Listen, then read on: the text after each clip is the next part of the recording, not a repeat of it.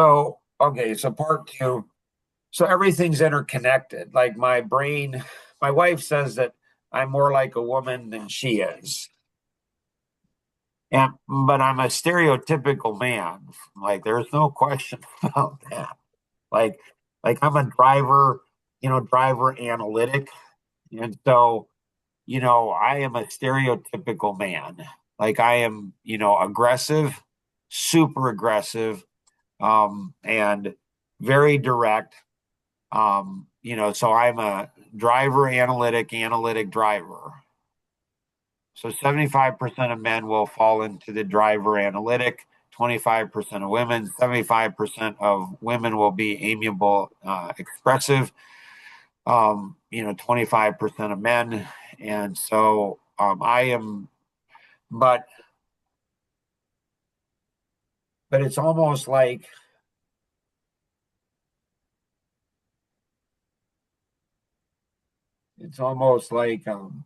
I I could feel that she didn't have feelings. And I don't mean that negatively. I'm very guarded where I don't want her to look bad. Because good husbands protect their wives. Like it's an ongoing, it's not only then, but it's forever. And so, like, it took 35 years for me to figure out, like, why. And so, and so she doesn't feel things like most people do. Uh, Mark, has she ever had that like initial healing that you've had? no. It didn't sound like it. And I don't think she felt the pain. I That think it was just gradual. Like when you're a little girl and your dad's tickling you or playing with you, when you go from a little girl into becoming a woman, I've done that with four of my daughters. And so little girls, they love to play and they love to be touched and they love to goof around. And a good dad, he just does that, you know. And then all of a sudden you start developing as a woman, and a good dad, a great dad will change his behavior. He will be more careful with his daughter, but he'll still go ahead and give her hugs, and she needs physical attention more now than she may have ever needed. And it's and a dad will often avoid those type of things because he doesn't, maybe he's got temptations, which I could go over that totally. Like now you have a young wife, like your wife when she was young, like your daughter's 20 years old and she looks like your wife. And now she's this young, and you're like, whoa, she's a woman. Like I would say to my daughters when they became teenage girls and they developed as women, I would say, wow, you really look good. And they knew, they're like, ooh, dad. It's like, it's not that. It's not that at all. It's like, and then I'd say, hey, I'd be really honest with my girls. I'd say, hey, that outfit, sweetheart, your dad could have challenges with that outfit. And if your dad's having challenges with it, other men, other boys will. And so, you know, so, so dads will avoid the physical, emotional connection touch with their girls because they're afraid, because they've never been trained. They don't want to fall. They don't want, and that's better than doing something to them. Is better than abusing. So if you have two choices, one is don't touch your daughter, at all, and but I think there's a third choice, and have accountability. Talk with your wife. Say, hey, this is whatever, and it's just, and so. Very, very delicate line, sure. Sorry, you're cutting out there a little bit. Very delicate line. Yeah, it's a I very said that's delicate. a very, very delicate line that Yeah, Yeah. big Yeah. time. Yeah, Oh, big yeah. time. And so, making sure that your girls are trained. And I don't think, by and large, women are clueless. They're just clueless. They just really are. Like they just are. They have no idea about men. None. They don't understand the visual. They don't understand. I mean, when I was 8 years old and I wasn't physically, where I understood the physical, but I could, like, I'm like, I don't even know how I knew what sex was, but at 8, it's like I did. And I'm like, that's going to be so cool when I get married to have a woman give herself to me. And there wasn't the physical, there wasn't the testosterone there to do it. And so somehow I just knew, and I'm like, that's going to be really cool for my wife. Like, that's just amazing. And so my wife is like, at 8? I'm like, yipper. Like, wow. And so women, they don't know how to teach their girls. They don't know how to teach the girls. And so a dad, I think, has to do it. And a dad has to say, listen, sweetheart, your dad is visual too. And when you dress like that, it just does something. And you got to be careful. You got to be careful.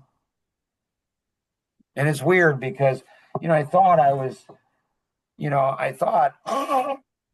one of my 4 adult daughters, she's in therapy and a whole bunch of stuff and a lot of therapy today. That would be another whole series. Mark, what do you think about therapy? Again, that might be more than 5.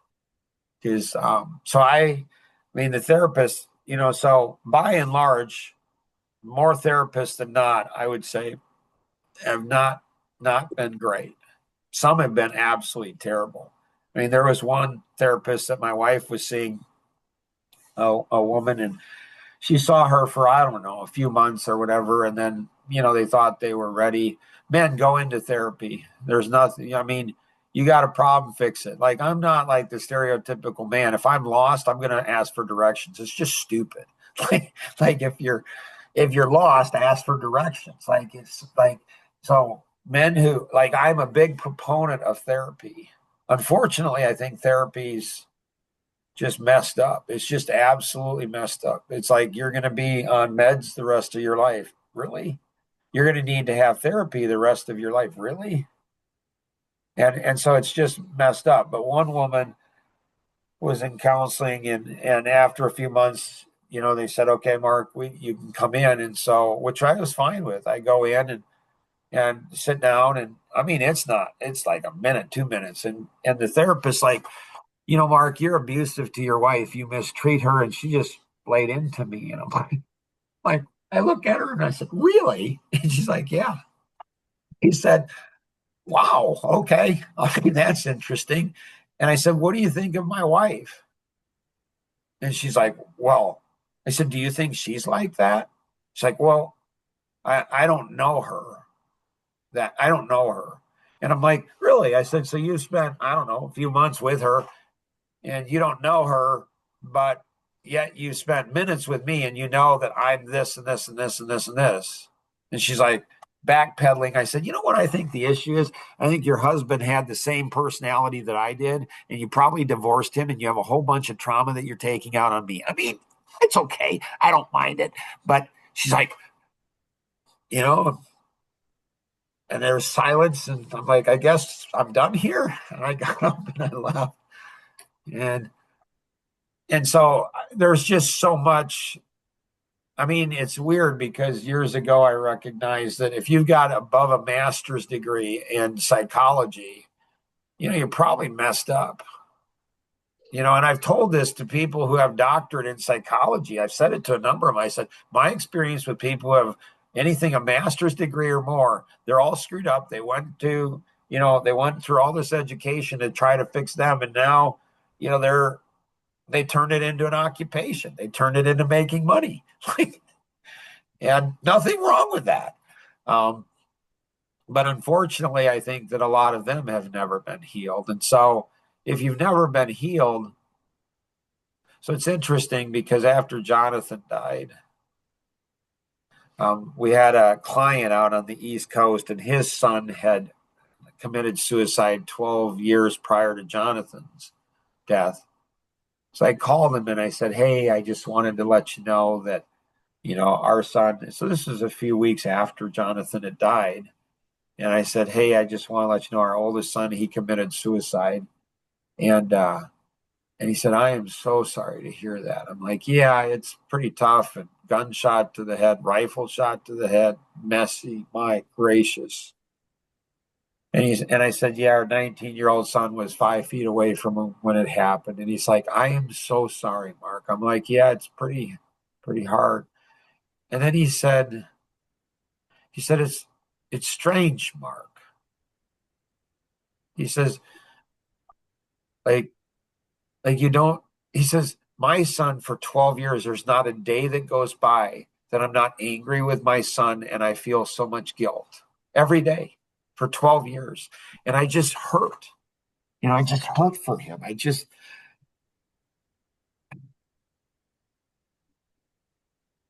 He says, like, it's only been a few weeks for you and you have so much peace. Like, you're not angry with him. You don't have guilt. It's just weird. So in tipping, or no, in Outliers by Malcolm Gladwell, he talks about, and there's a great video. Oh my goodness. This guy is so funny. And so it's voicesofintegrity.com, and then you go to podcasts, and then you go to Powerful Video Library right at the top here, Powerful Video Library.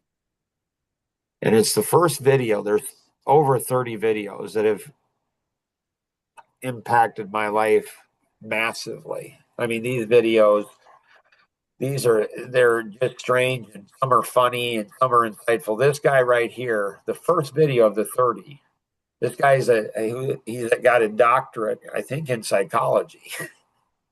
Funnier than all get out. Like, this guy is hilarious. He's like, it's like used car. You go in for a oil change, and you walk out and you have $3,000 later. He says that's what therapy is. You go in with one problem, you come out with 30. It's a great business model, great economic engine. But he talks about outliers in there. And he said, we dismiss the outliers. And so, like, people who have spent all this time and money and mental health and becoming an expert and doing an economic engine, they don't want people to be healed. I hurt for them. They don't think it's possible. They've never been healed like I have. Like, I'm not saying everybody can do it. I'm not saying the path. I'm just saying this is real life. Like, this is real life. Can I ask you a question? Yeah.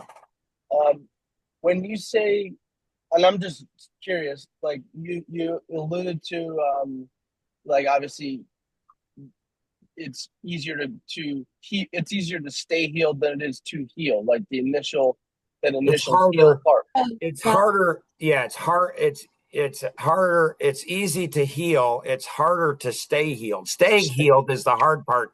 Getting healed. And so with Jonathan's death, I don't know, it was a few hours after his death that I was at the airport. I was at O'Hare, and I was with Rosanna and Ben, our other son, and we were flying out to get Tim. And so Rosanna was on the couch, and that would be an interesting one to go through. Whoa, that's got some, man, is that a story? I could see that being a movie someday. And so Rosanna's crying when Jonathan died. Within an hour of him dying, she's sitting on the couch in my office, a home office, and she's crying, and she says, we're going to lose 2 sons today, aren't we? So Tim, our youngest son, was and potentially still is. We have 2 probably of our children that are very high risk of suicide. They could be taken any day. Just boom, gone. And so I said, she says, we're going to lose 2 of our sons today, aren't we? I said, yeah, we could. And so we were at the airport, and my youngest brother, he called me at the airport, and he says, hey, I was actually on the phone with him talking with Emily Dunn and raising money for Life Masteries Institute. So that's what we were working on, is how to raise money. And all of a sudden, Daniel, our who would have been 8 year old grandson at the time, he comes running in, and he's like, Grandpa, come quickly. Something's happened to Grandma. And I could just tell. So I run out of the house and run onto the driveway, and she's collapsed. There's a police officer standing there, and she's on the floor. She's on the driveway, and the grandkids are around. And she looks up at me and she's crying, and she says, Jonathan's dead.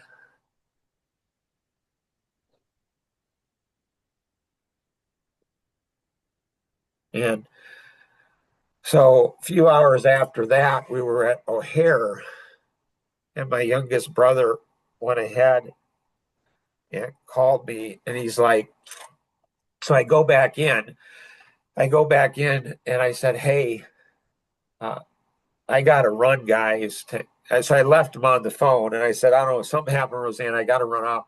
So I come back in, I don't know, a little while later, they're still talking. And I said, hey, I got to go. Jonathan died. And my youngest brother started laughing. He thought I was joking. And I'm like, no, he really died.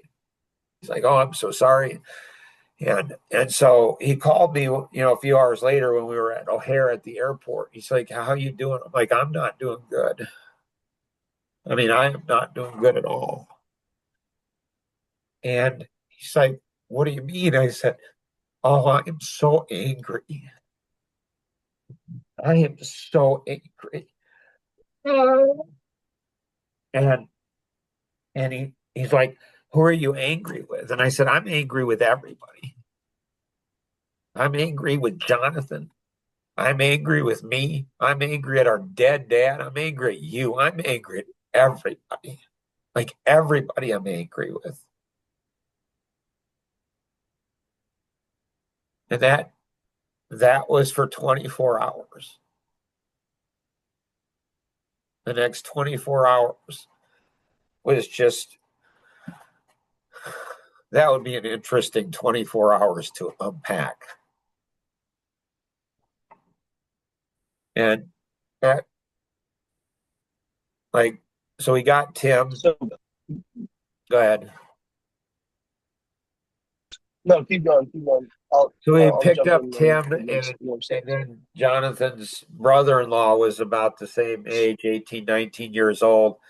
So he was with Jonathan, and Tim was with Jonathan when it happened and everything. And then, so we were, Roseanne and I, and then Ben we had one hotel room for the three of us, and another hotel room for Tim and the brother-in-law, who was the same age. And like, I don't know, 3 o'clock, and like before I woke up. So I woke up at about 3:30 in the morning to Rosanna crying in bed beside me. And before I woke up, God went ahead and, he spoke to me in a dream, which is a miracle that I heard him, because I'm Baptist and God doesn't do that kind of stuff. He doesn't speak. He can't do that. It's like, okay. And so he's like, Mark, before I woke up in my sleep, it wasn't a dream. I don't know. It was just weird. And he's like, Mark, he says, you're never going to understand this. As his dad, you'll never understand it. And he said, but everything I put Jonathan on this, everything I created him to be, he was. And I still don't. And there's a part of me that still doesn't. But it took all of the anger away. It just like healed me, like boom, like it was just like it just took all. So it was Tom Kuntz. It was interesting. After I got back, I called him, I don't know, the next day or whatever, and I said, "Yeah, I've been healed." And he's like, "What is healing?" and I didn't articulate it then. I hadn't talked to my friend on the East Coast, you know, who for 12 years he was angry with his son and he felt guilt. And that's what it was for anger and guilt. You can't even like words cannot explain. I mean, but it was weird. Like you go into reflex mode, and so I'm at the airport. Who are you angry at? I'm angry at Jonathan. And I'm angry at myself. I'm angry at our dead dad. I'm angry at you, Ken, and all of my brothers. I'm angry at everybody. And and and it's weird because it was the ownership level.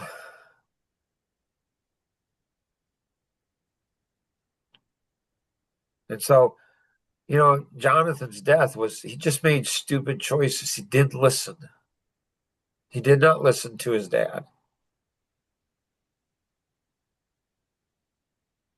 But Rosanna was in a car accident, head-on collision, a 17-year-old went ahead and turned in front of her 50 miles an hour, head-on collision when she was pregnant with Jonathan. When she was 7 months pregnant with him. Did that do something? Only God knows. Then when he was born, he had the cord wrapped around his neck.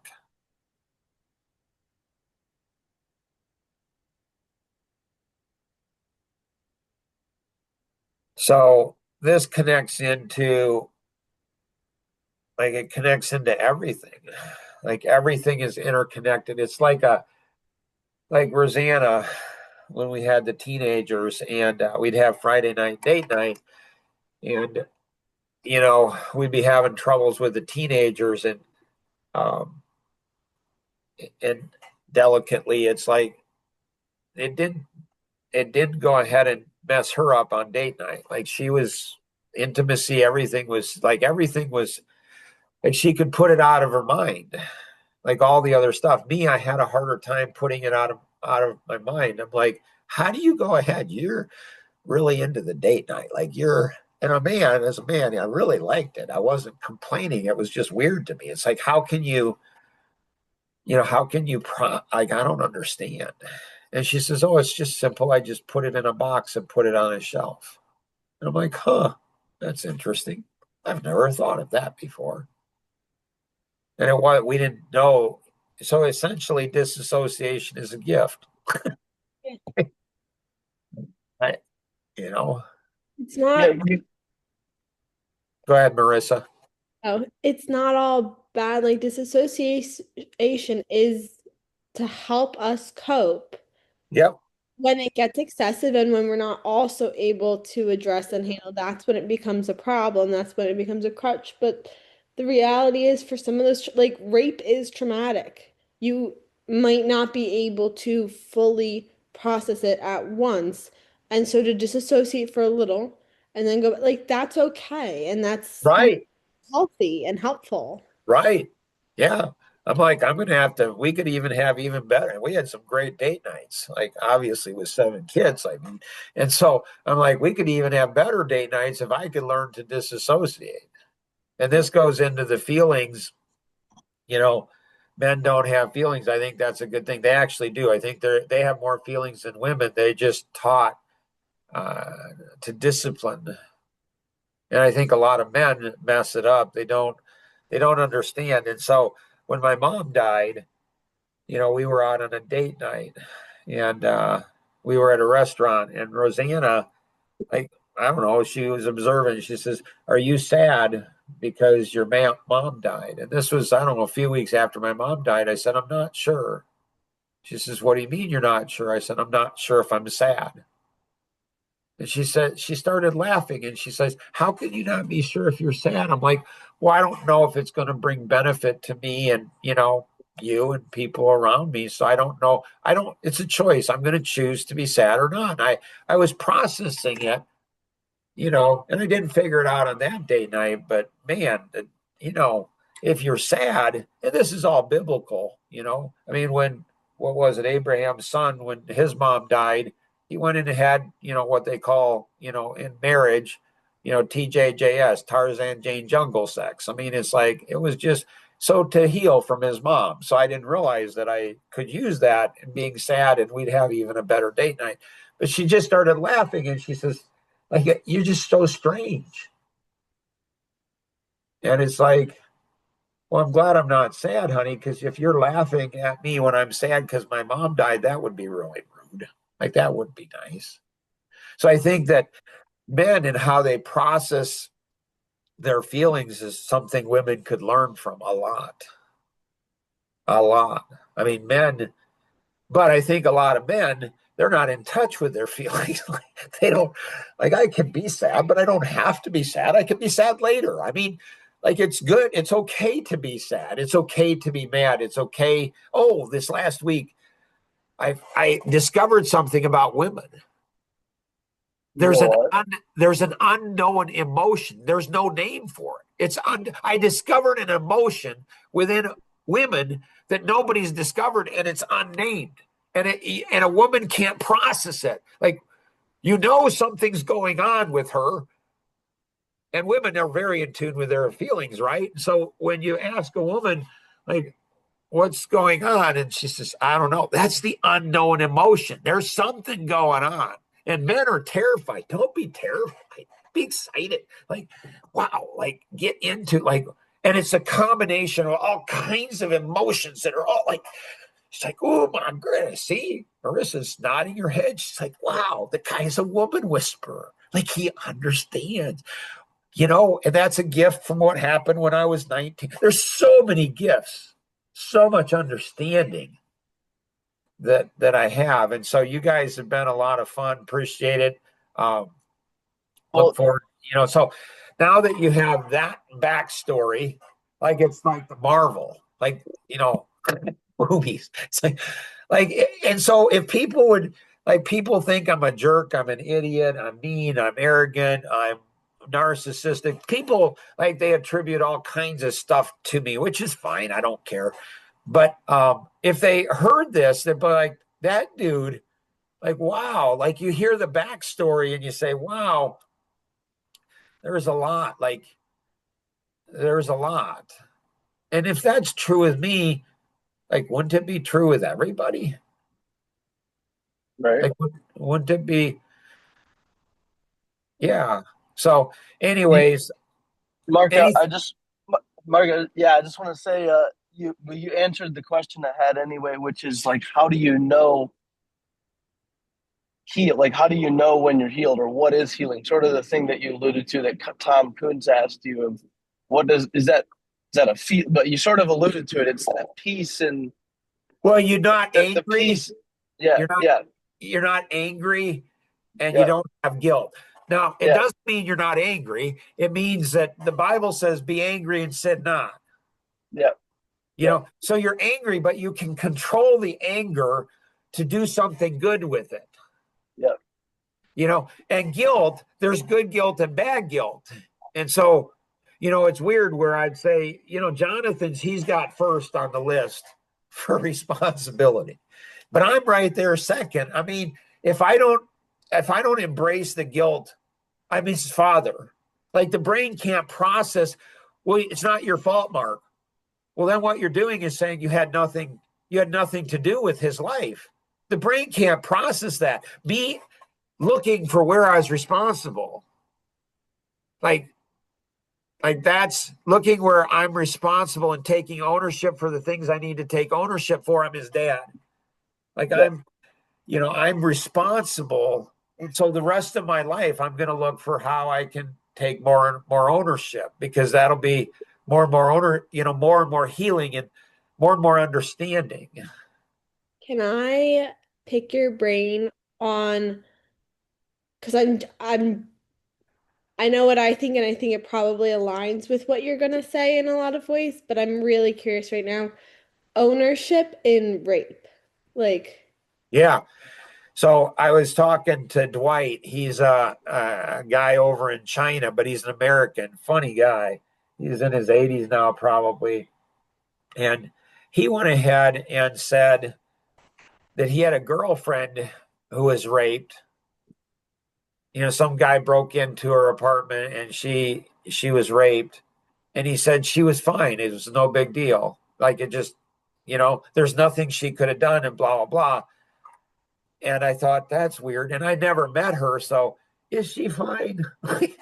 Like, I mean, as a Christian, and like, all things are possible through Christ who strengthened me. So it's possible, like, if she could get her mind around that, if she could get her mind around that, maybe she is fine. Maybe, like, there's nothing she could have done. And so I have a hard time understanding that, but I don't know. It's possible. In doing a lot of volunteer work for raising awareness and funds for stopping child trafficking, little girls like 9 years old are raped 30 times a day for years. Like, what in the world? And there was a black woman from Texas. I think she's from Houston. And I was talking to her and I said, yeah, one of the things I do is, try to raise funds and awareness and all of that, and help girls that are out of trafficking to succeed and stuff and heal. And I said, there's these girls that are being raped, 30 times a day. And she's like, being raped once is more traumatic than being raped hundreds or thousands of times. And I understood what she was saying. And Yeah. and so I understood. So I think, the thing is, if like there was, I have some, a lot of Amish friends, and there was this, older guy. He said 15 years ago, 15 years ago, there was a 15-year-old girl that had been raped by two Amish boys, and she was referred to him, and he went ahead and referred her to a woman police officer, not Amish, but a woman police officer that had experience in dealing with rape. So they talked and worked through it, and they were going to bring charges against the boys. And she went to her parents and she was like 15 or 16. She went to her parents and told them, and the parents forbid her from doing a police report, from turning him in. That still just makes me so sick. And so it's like, did the father rape a girl? Maybe. Did the mother get raped? Maybe. So I think, like, date rape is complicated, like really complicated. Now, as a woman, you say it's really not complicated. And if you said, Mark, it's really not complicated, I'd say, I agree. I can see what you're saying. I can see what you're saying. It's totally get it. So I'm not minimizing that. I'm just saying that, and so Rosanna, when she's 19, she's engaged and her dad's touching her. The tipping point for her was when he exposed himself to her. And that's something that snapped her and said, I've got to tell Mark. Not immediately, but, pretty quick after that. And so, like, how could she be touched and not, and so it's conditioned. And so I think a woman, she struggles again with guilt, because if she's in a dating relationship, there's a high statistical probability, not always, but a lot of times, I mean, there's going to be, like my mom said to me when I was a teenage boy, she said, Mark, when you rub your arm up against a girl the first time, it sends all kinds of stuff. And I'm like, oh, I experienced that. She says, then you want to hold her hand, then you want to kiss her, then you want to touch her. And then it all leads to sex. It all builds up to sex. And so I think what happens is a girl gets confused, And so she struggles because she's like, well, I let it go too far. Yeah. Well, I wanted that. So what about this? Right. Or I allowed this, or I didn't stop this. And so this happened. And so I think in ownership, in ownership, um, you should, you should, yeah, own what. See, I think if you own what you need to own and don't own the things you shouldn't own, and if the girl, and a lot of times a girl, it's like she's frozen in fear, or she's frozen in, she can't say no, she can't resist. Well, if they're making out and if they're going further, and all of a sudden, she's not saying no, she's not pushing back, she's not saying no, she's just allowing it to happen. Well, you know, how's a guy supposed to know if she's not saying no? How's he supposed to know that it's no? And again, I mean, they both shouldn't be doing. That's why you don't do it until marriage. Like it makes you wait till marriage, and then it all becomes, a lot more clear. Although that's not always clear either. I had to, yeah, I had to wrestle through. I like exactly what you said Yeah, was really helpful because I'd kind of, I'll say Norman definitely helped with me hitting there myself. I'd already, I think, hit my kind of initial healing, but like Norman said, it was like, all right, hard pills to swallow and like good stuff to move on from. Um, and but it, I think that a lot of times, like we probably it'd be good to get Elaine Yoder on, um, because she's situationally aware. She's watching, she can walk into a store and she can see a guy watching her. Rosanna, not so much. Like she's not situationally aware.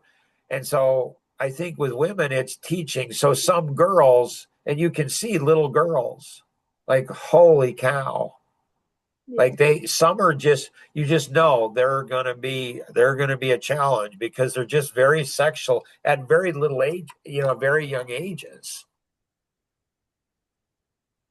Um, It's Go ahead. no, I was just gonna say that like for myself, when I came to terms with these pieces, I can have accountability for. That like I didn't do this, I didn't stop this, like I wasn't clear enough on these no's.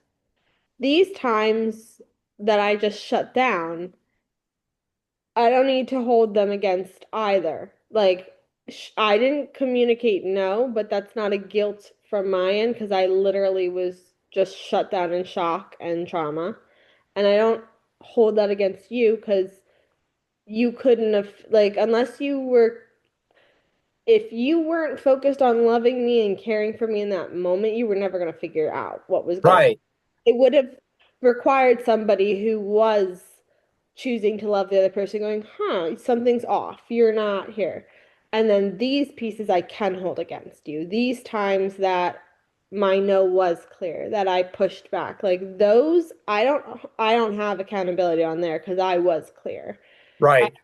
Being able to sort the different ones and actually taking ownership helped because at first I was taking ownership for all of it. And there were ones that I didn't need to take ownership for. Like Correct. Yep. I, I pushed what, like, it can't get clearer than that. Like Right. that's a clear no. But then when I stopped taking ownership entirely, I also wasn't healing because then there were things that's like, well, that wasn't, I can't See, put all that see, on. you understand.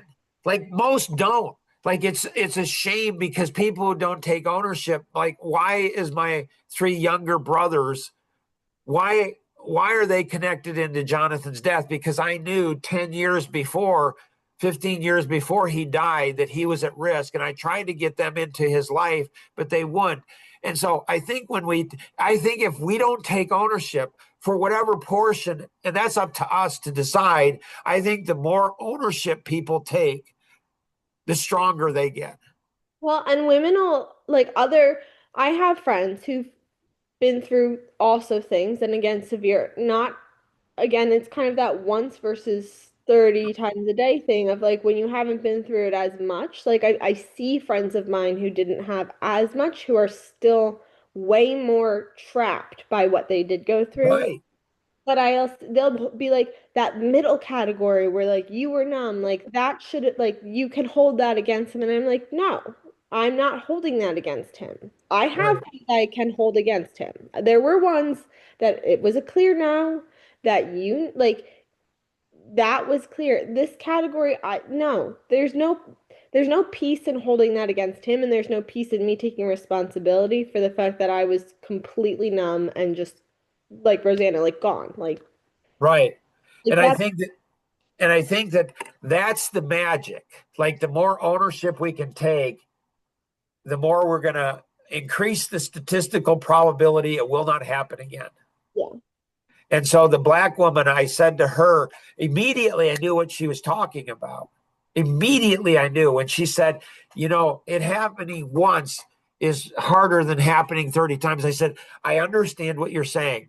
If I were you, I wouldn't share that maybe with women who have had it but it's a totally different type of hurt. Yeah.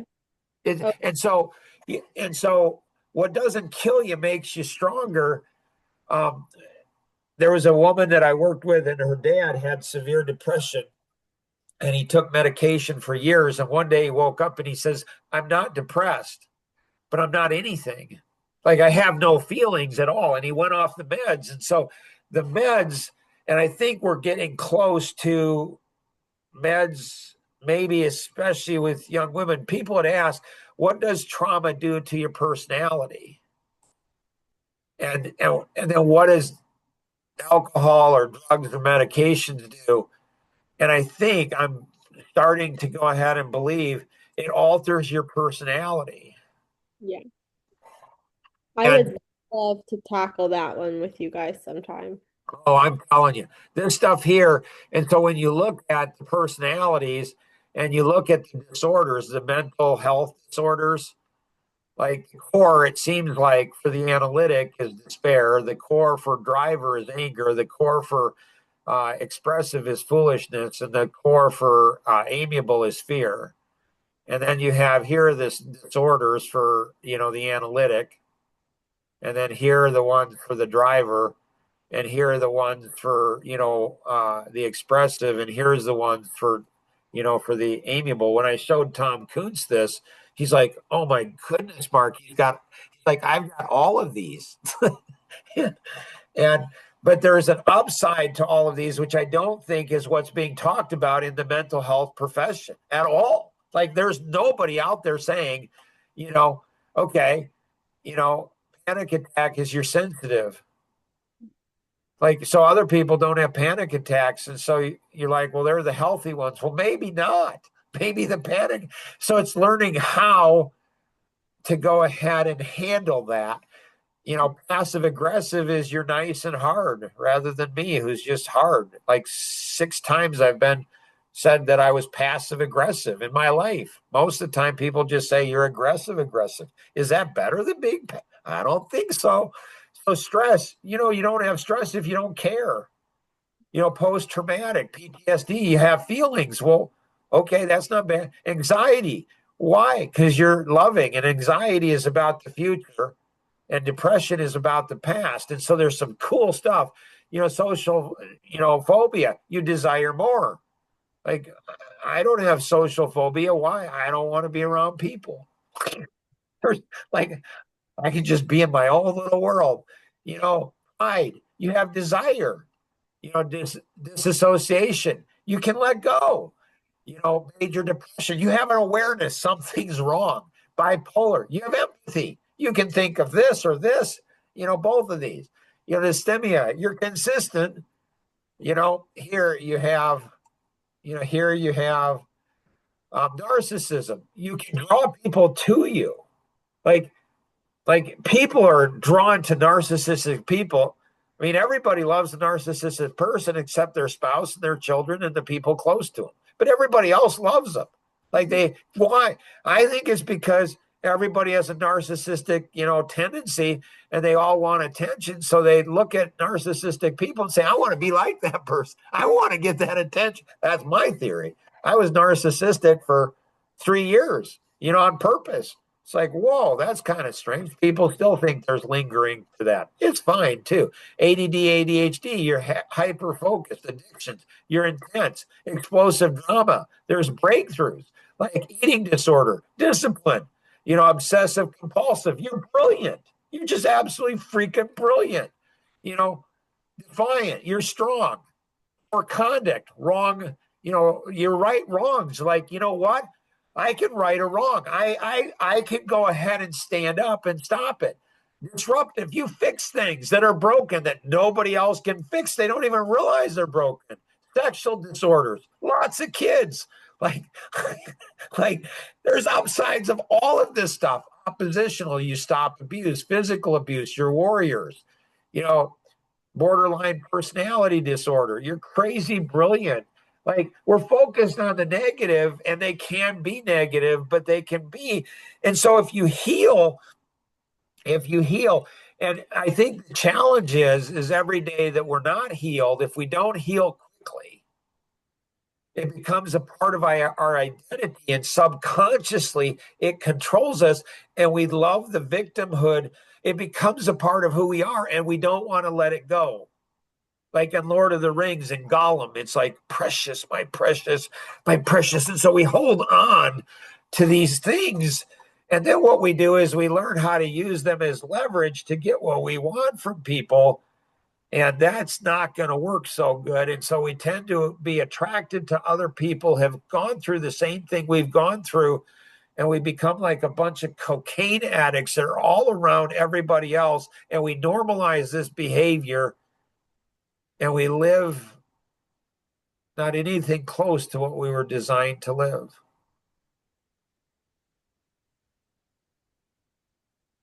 Other thoughts, questions? I love it. I always tell Marissa her ADHD is a superpower. I tell her all the time. Totally. It is a superpower. It is. It totally is. Most of our clients, most business owners, they have ADD, ADHD. They go ahead and say, Mark, I don't know if I'll do good in coaching. I'm like, why? They say I have ADD, ADHD. I said, oh, what a wonderful gift. They're like, it is. I'm like, oh, big time. Big time. Like no, it is. It's super. The key is with all of these things is to go ahead and understand there's an upside and a downside. And how do you do it? I kind of think of genetic engineering of like corn, where they say, okay, I want to take the best, color and the best disease resistant and grows the fast, tastes the best. And I'm going to make this. And I'm like, I think that's like Tom Kuntz when he saw this whole thing, he said, oh, that's me. Like the guy's he ran the largest real estate franchise in the world. So he saw, it wasn't a negative thing. And it's not something that's, I think a lot of times now we've gone from one pendulum into mental health, like we don't even deal with it. Like it's shameful to have a therapist. I don't think it's shameful to have a therapist. But now, if you don't have a therapist, something must be like you're not one of the cool kids, because cool kids have therapists, like me and my Beth Smith over in Europe. And I don't think that's necessarily healthy either. And so how do you balance these things? And so like I would love for mental health professionals to have a conversation. Like I would love to do it. Like if you're a mental health professional and you're watching this, this podcast or listening to it, like what would happen if you could go ahead and have, you could heal your patients in 2 visits? Like, would you want that? And an honest health professional would go ahead and say, well, if they had their own practice, they'd say, that would mess up my economics engine a lot. If you're in public, sorry, go ahead. It's not a good business model. It's not a good business model. Like there's a lot more money to be made in helping people than healing people. Like a lot more money to be made. Like healing people, there's no money in that. Like I've been to 5 different therapists, and there are only 2 that I think would have actually, Mark, been like, yeah, I'd take it. Like, see, and if you still have contact with those 2, I would love to have a conversation because I can show them how, I think I can show them how to do that and make 1,000 times more money. And so I think I can. I think I've cracked the code where you can actually make 1,000 times more of the money and healing people, on your first or second visit. The biggest challenge is people don't want to be healed. Yeah, that I think that's where I would say I'm not sure even the like two therapists that would want to do that, like if they're met with people who don't want to be healed, you're kind of like you're stuck. Yeah, but the challenge is like what I'm kind of researching now and trying to figure out is like how do you go ahead and help people realize they don't want to be healed? That that was Because if you ask somebody that's in therapy, do you want to be healed? If somebody has trauma, like you have this trauma, um, and you say, "Do you want to be healed from it?" Everybody's going to say, "Well, yeah," but they don't, and they don't know it. So how do you bring awareness to the situation? yeah. I can remember stages of me being in therapy that if I would literally say the words, like unprovoked, be like, I just want to be healed. But in reality, I didn't. I See, wanted, that's why you're so powerful, and you can go ahead and heal so many people because you can say, I was there. For me, I don't know why. I just always want to be healed. I just like, you know what? I got a life vision. And so you have the ability to know, to be able to honestly say, I know how you feel. I felt the same way, and this is what I found. And so, like, you are a gift to people. You are a gift to people because you can say it. You can go ahead and you can say, "Hey, I didn't want to be healed." I just wanted to be angry and I wanted somehow for them to suffer the way I had suffered. And I wasn't willing to let go of my suffering until I felt like they suffered too. Even though nothing I was doing was necessarily causing those people the suffer, like me holding on to it, it wasn't like I was holding on to it, also going out of my way to like get vengeance or something. No, all I was doing was holding on to it, but it was like, I won't let go of this until I feel like you had your turn and you had to deal with what I've been dealing with. Well, and this is where it gets a little funky. I'm sure nobody's continued to listen to this podcast as we get deeper in. We're like, don't you guys have church today or something? like, like, as we get deeper into this, it's like I think biblical, the Bible, it's like the Bible says, the Bible says, um, what's bound on earth is bound in heaven. What's loosed on earth is loosed in heaven. And so, what does that mean? And so I wonder if Rosanna's mom and dad, like exposing it while they're still alive, is that me having vengeance? Could be. Like, could be, maybe. I mean, is there still bitterness or anger? Could be, might be. Not saying there's not. I don't know. Like, the heart is deceitful, desperately wicked. Who can know it? So if I go ahead and say I know my own heart, it's like, well, that's kind of foolish. Like, maybe not. Like, I don't know. Or am I doing them a great service by exposing them because I'm losing what's on earth? Because maybe they have all of eternity to go ahead. Yeah. But again, this is the guy that went ahead and figured out how he could have sex when he was engaged versus married. So my heart is really wonky. It's like, so it's like, huh. So I don't know the answer. I mean, I'm open to people questioning my motives and everything else. But I think that the church and pastors use that as leverage. You keep They, quiet. pastors go ahead, and the way you split a church is you open that kind of stuff up, and people don't give money, and you lose, and you have to go ahead and maybe work for a living outside of being a pastor. Like there's all kinds of wonkiness that go on there. And so, is it wrong to just let it go and move on? No. Is it wrong to go ahead and fight for exposure? No. And so I don't know. But when you look at like one of the benefits, like I don't think I'd have this mind. This is like 1/10 of what goes. This is one thousandth of what's going on. It's like the Marvel, that where they have the clips and they fast forward it. This is my mind.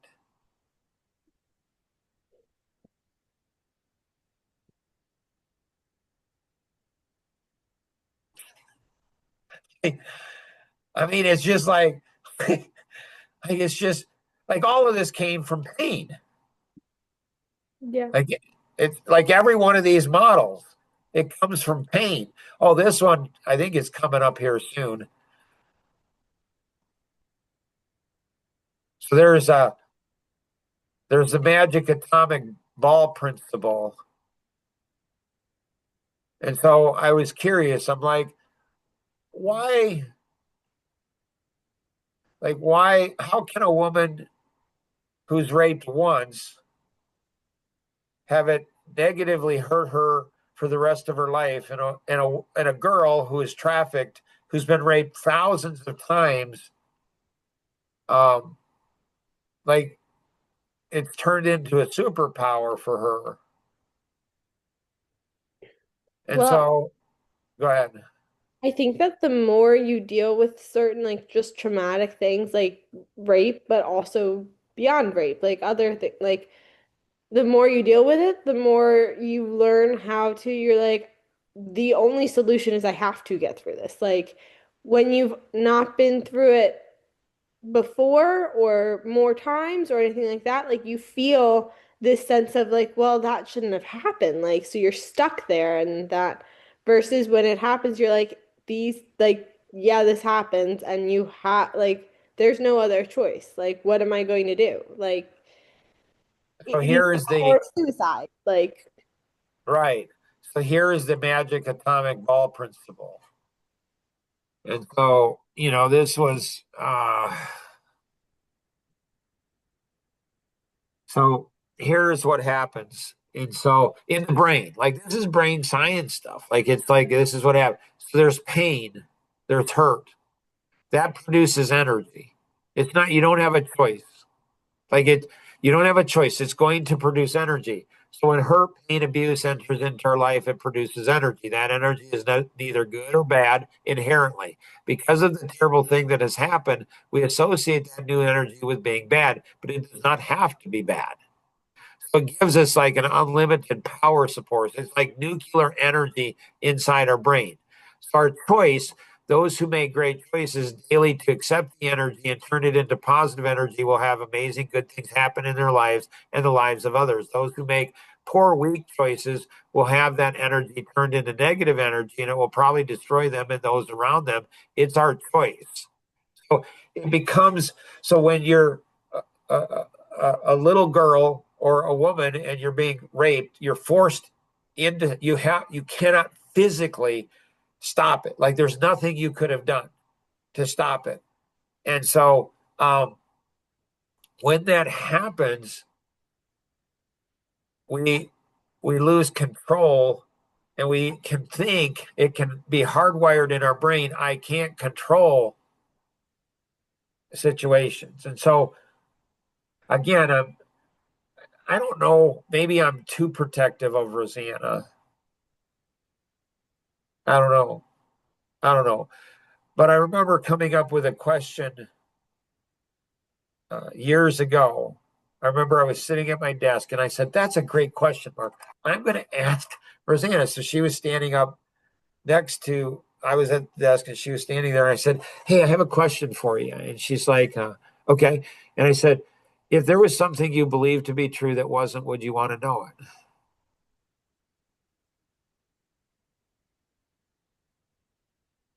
Hmm. So, Marissa, if there was something true that, if there was something you believed to be true that wasn't true, would you want to know it?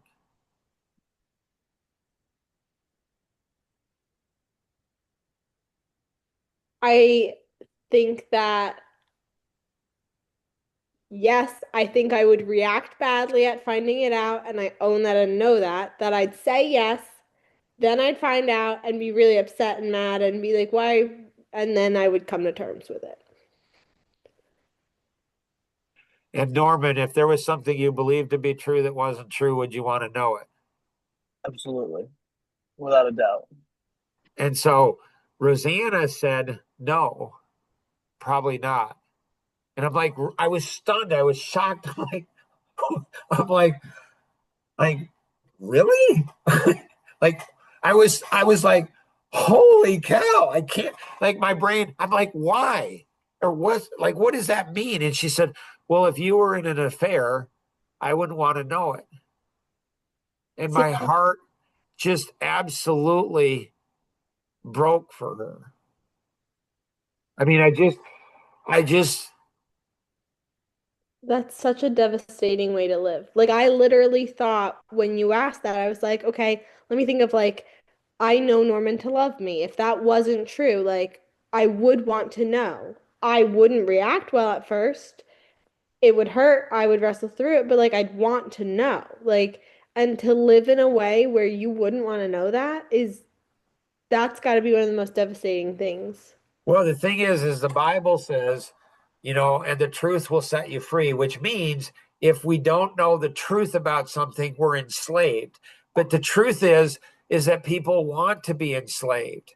Like, in the black community, you say anything along these lines, it's like, man, there's some tension. And I don't get it because I'm a white male over 50. What do I know? Well, I know a little bit, maybe. But when they went ahead and set the slaves free, in the South, I don't know what it was, like 50, 70% of them didn't leave the plantations. They continued to be slaves. They by choice. And so people don't want to go ahead and have freedom. They think they do, but they don't. And so what it was is it's like, so why would I'm like, why would a wife not want to know her husband? Because she feels helpless. She feels she couldn't do anything about it. She would just have to accept it. And that's the way her mom was with the sexual abuse. She knew it was going on and she felt helpless, like I can't stop it from happening.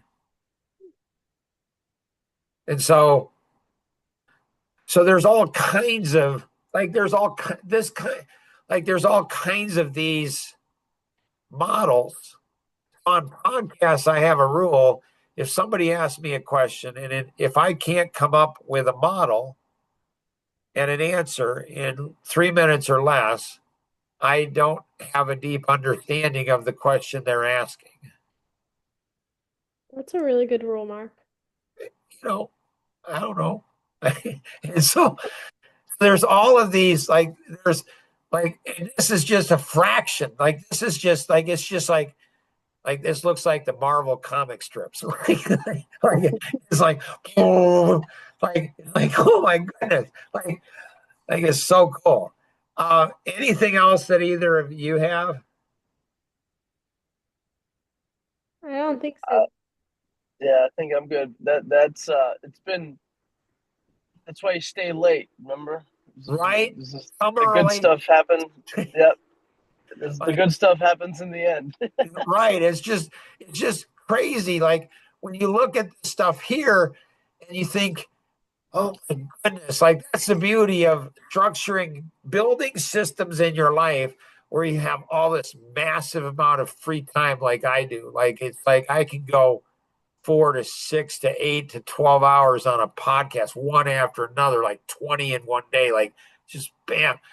Like if like now I'm just like now I'm waking up. Now I got like, oh my goodness, should we go ahead and open up another topic? And I'm like, yes, open up another topic for sure. This would be so much fun. But you guys have lives, you know. Um, I'm almost at camp, so my connection is fleeting in the next few minutes. gotcha, I won't have any service, so gotcha. I'll So end from that area. hopefully this has been a great encouragement to anybody who's gone through it. Share it with other people.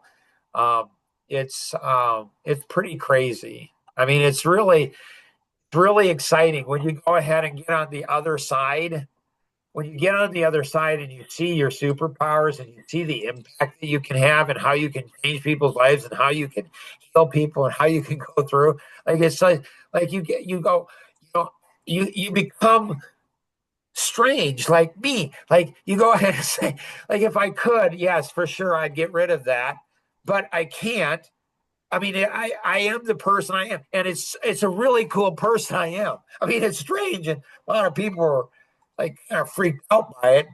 So hopefully, this connects into a whole bunch of other things that will transform your life and the lives of others. And for sure, like we meet ish, 7 a.m. Eastern time on Sundays. And if you can participate in the live, it's so much more fun and exciting. I mean, it's like being at a concert, being up on stage and performing versus listening to, something on, I mean, it's just cool to participate. If you have any questions, connect with the individual who invited you to participate in today's session, or you can call toll free 888-230-2300 outside the US 630-393-9909. And always remember, we can accomplish so much more together than we ever could on our own. God bless and have an amazing day. Bye-bye.